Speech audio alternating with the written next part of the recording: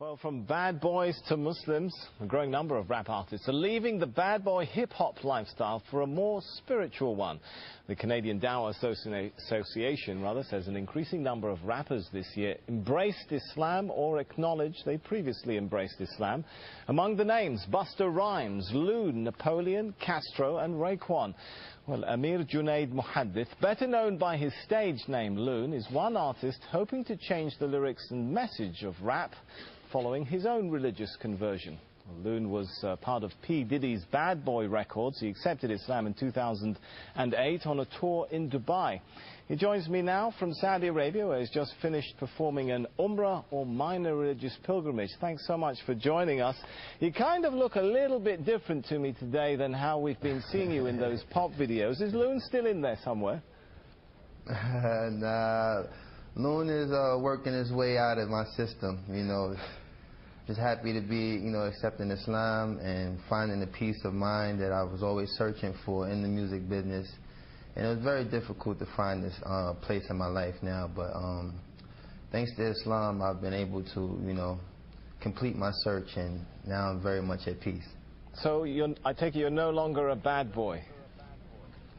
No, bad boy days are over. Now I'm what you call a good boy.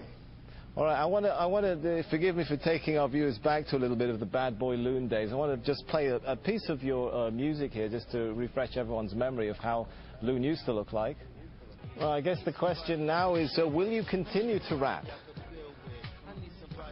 Well, right now I'm very much focusing on, studying Islam and becoming more knowledgeable of the deen, because, being in a position of influence, I have to be able to, protect myself in ways, the media sometimes, try to use these transitions that artists make and try to make it, an opportunity to make a mockery of Islam or whatever faith a person might choose. So I'm, very much an advocate of trying to study the deen and become more knowledgeable of Islam.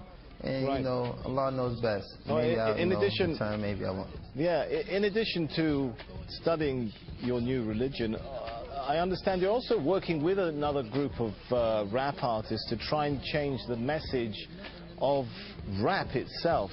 Is that possible? I mean, rap hails from the hardened neighborhoods of the West. The lyrics sometimes attack, threaten, insult others. Can rap be rap without all of that? Well, that's something I think all of us as artists who, accepted Islam are struggling with, because it's a very, very fine line, With me, I actually really love the music, but it's the lifestyle that's really the bad influence, The music sometimes can be geared towards things that influence people to do positive things, but the actual, part that deters people from, practicing their faith or concentrating on positive things is really the lifestyle. All right, I've got to ask you this one now. I want you to give us the first post-Islamic conversion rap of Loon live here in Al Jazeera. Oh man, you catching me off guard now, because I really, like I said, I've veered away from that lifestyle for a second. Come on, just a sentence or two. I know there's still a bit of Loon in there somewhere. I don't know.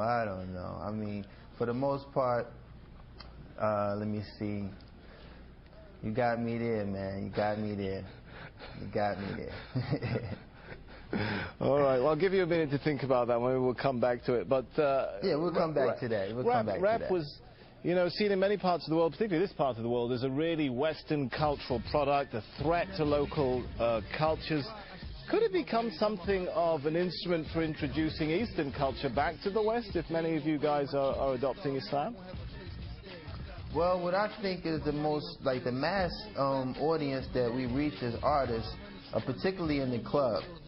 So to, have people in the club actually reciting ayats or things that, pertain to Islam will kind of, give the wrong impression. I think that, spoken word is something I've been focusing on, trying to, make a transformation to doing spoken word, because I do have the lyrical ability to establish a lot of strong things that make Islam so beautiful.